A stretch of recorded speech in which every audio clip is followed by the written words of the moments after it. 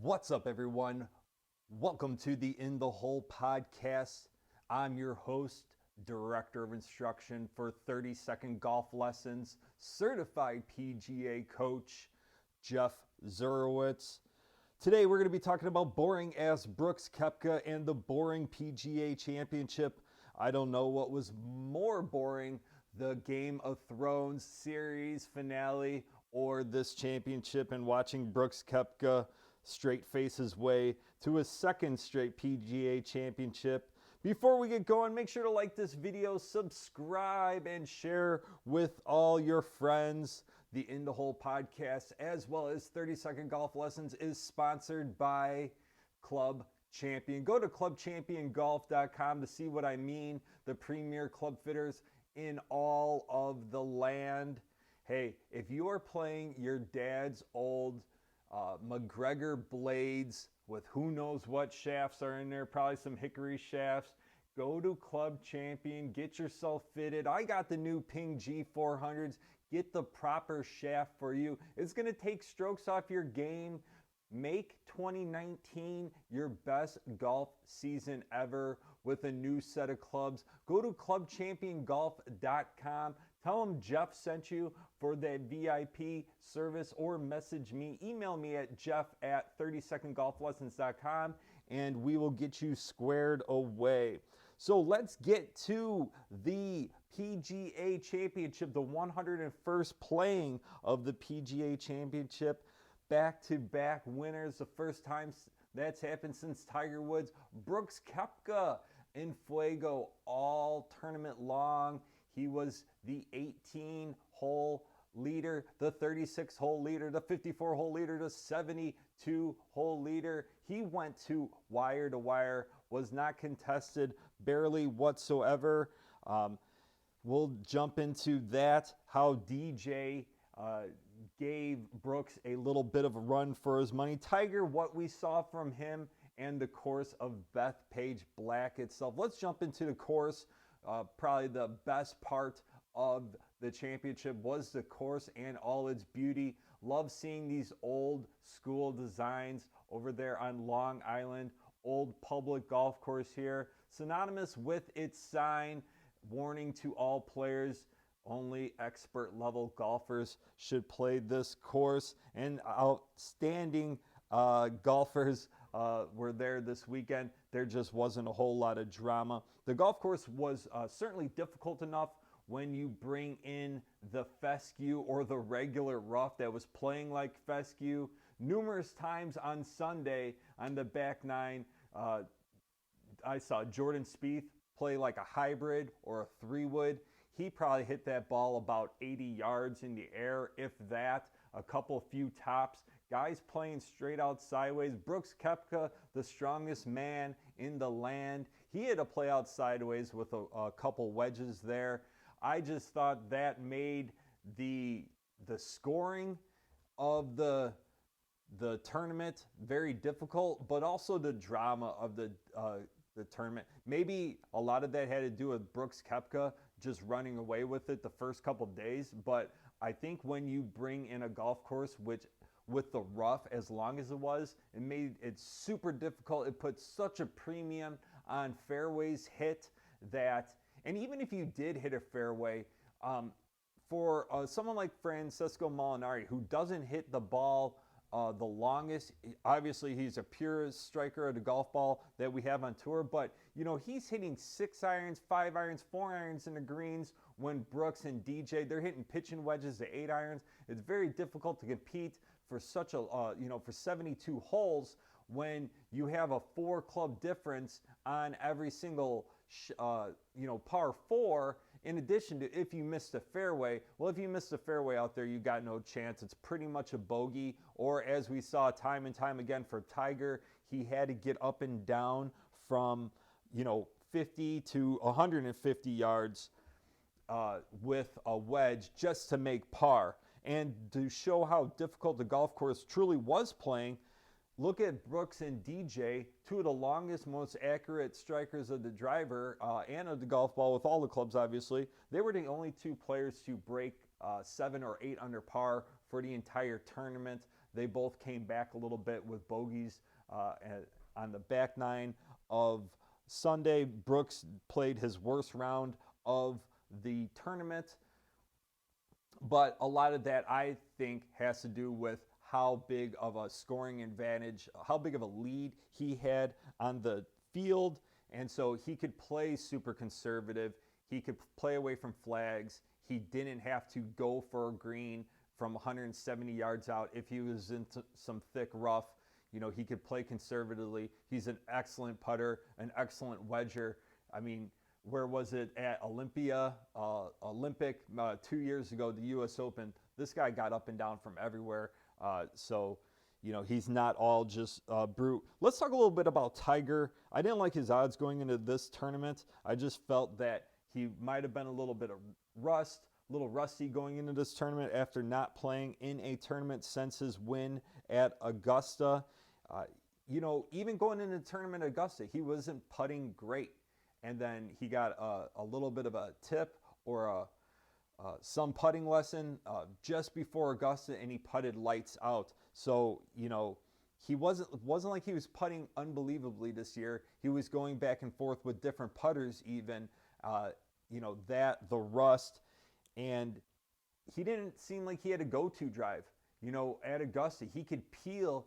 He had a little slappy fade, and he also can crunch, as he said, or compress just a tighter fade, which is probably going to go a little bit longer. But he didn't have that shot. He was aiming to play that fade, and it either underfaded or it went straight. And, you know, if he aimed too far left, well, then he was hitting it into the rough left there. Or if it got away from him too much, it was fading too much to the right. He didn't have a go-to shot. He wasn't physically in the best shape. He wasn't in his best peak performance for this. But, you know, when you have such a high of the 2019 Masters, winning like he did, you know, obviously we're going to give him a break there. I thought he had some serious momentum going into the back nine on the first day, which was the front nine. He made that eagle. He was 1 under par. At that point, he's only a handful of shots away from Brooks Koepka. And then next thing you know, 3 putts the next hole, a couple more bogeys coming in. That 1 under, which could have turned into, hey, 2 under, 3 under, or even 1 under, way better than 2 over par, and then it progressively got worse there. Let's move to DJ, the runner-up here, who actually achieved the runner-up Grand Slam. He has finished in 2nd place in all the major championships. That's a pretty cool feat. Even if you don't win, you could take some solace of how well he has played in all the championships, major championships. Excuse me, going on a little rant there, but you know, DJ had a serious chance here, and Brooks playing like crap and coming back was a huge thing, but, you know, at least DJ gave himself a chance to win this tournament. He did ultimately make bogeys on 16 and 17, which really took a lot of pressure off of Brooks. Brooks was feeling the pressure. We're going to get into the DJ chance that the New York crowd was making here, but this could have broke your friendship here if DJ would have really came back and won. If he didn't go back-to-back bogeys on 16 and 17, and he hit great shots, he just picked the wrong clubs.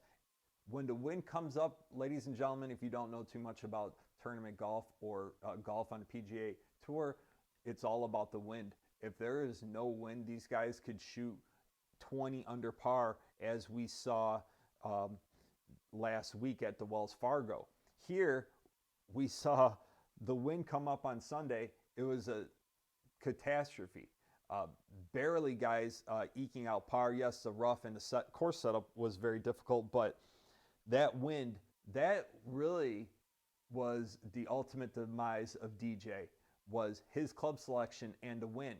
So that allowed Brooks Koepka to, all right, I could relax a little bit. DJ has made a couple bogeys. Even when Brooks went up to the 15th tee after making his 4th bogey in a row, he saw that DJ made a bogey in front of him, and it took the pressure off. If DJ pars out, we have a different champion today. I firmly believe that. I think the wheels continue to fall off of Brooks Koepka if DJ makes, just makes pars there, finishes out with 3 pars in a row as opposed to bogey, bogey, par. And, I was talking a little bit about DJ chance. Brooks Koepka, hell of a golfer, hell of a talent, but just not somebody, in my opinion, who I feel like rooting for. I love the fact that he's American. He's a great golfer, and he bombs it, but he's just like, he's so plain Jane, There isn't a lot of emotion. Yeah, Tiger is very steely, but when he makes a par putt on the 15th hole, you really know that, all right, that putt meant something to him, right? It wasn't the fact that, you see Brooks, he makes a putt. Yeah, there's a little fist pump, yeah, a little tip of the cap.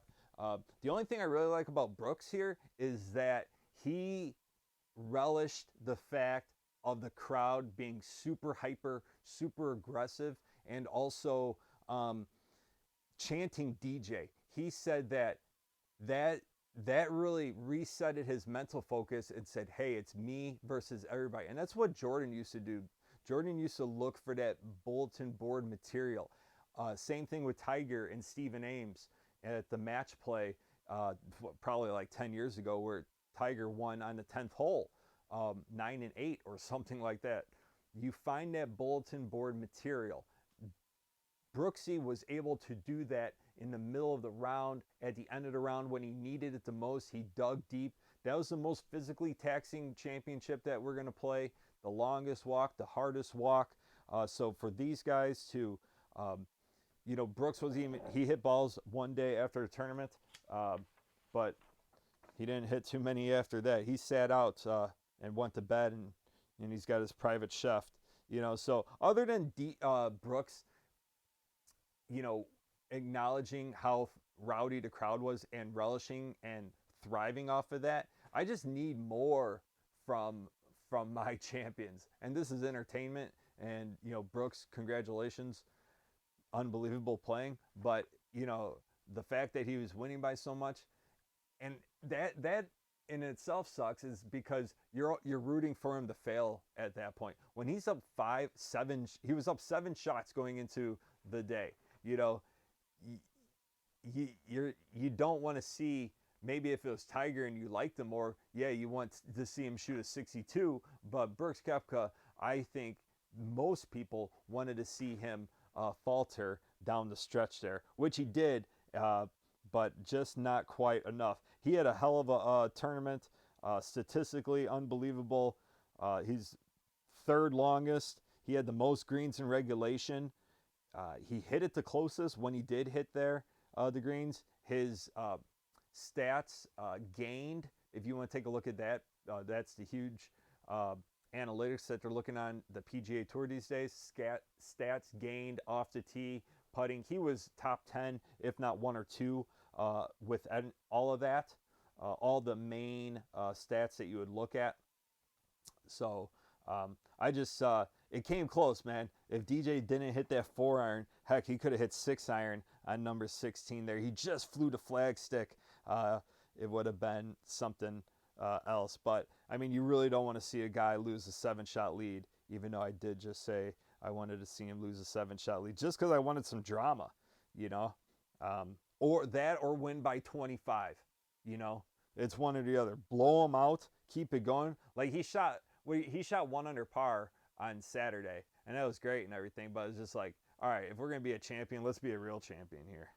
All right, I think that about wraps up all that rambling of our PGA Championship review. Make sure to like this video if you haven't already. Like all the videos. Hey, if you are struggling on the range, go to 30-Second Golf Lessons on YouTube. What are you struggling with? Is it your downswing? Is it your takeaway? We have a video for that. Quick 30-second video will get you fixed in no time. Like all those videos. Subscribe to the page, 30-Second Golf Lessons. Share with all your friends. I'm Jeff Zurowitz, certified PGA coach, director of instruction for 30-Second Golf Lessons.